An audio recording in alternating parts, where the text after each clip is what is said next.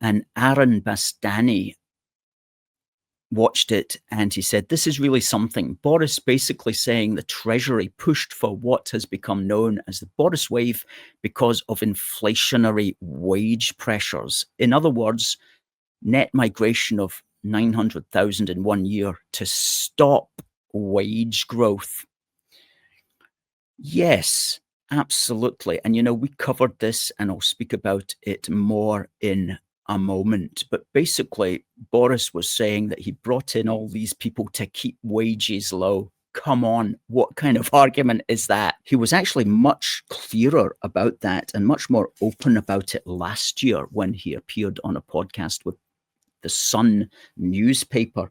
And on pages 243 to 245 of our book, Protect Our Country, we examined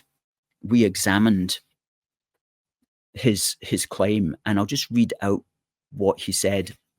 Boris Johnson explained that he brought in hundreds of thousands of immigrants in order to keep inflation down. And the idea here is that in order to keep prices low, you need to keep wages low.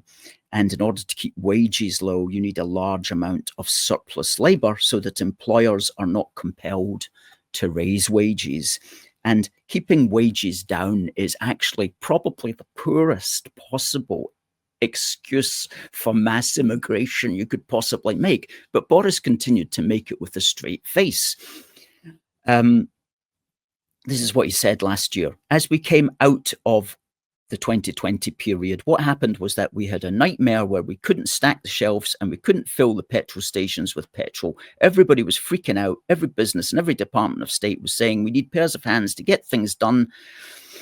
And when it was pointed out to him that this was not the promise of Brexit, he responded by explaining that his aim was to prevent a surge in inflation. And he said this, quote, he said, inflation is a huge destroyer of prosperity and investment. I remember the 1970s. It was absolutely appalling. You get into an inflationary spiral and it saps the strength of the economy completely. So we had to get inflation down. So his idea was the more people that come in, the more labor there's going to be, the more employers will be able to find people at the lowest possible minimum wage. And that's the situation that we're still in today. If you apply for any job in Glasgow, relatively unskilled jobs, they're all minimum wage. All of them are minimum wage.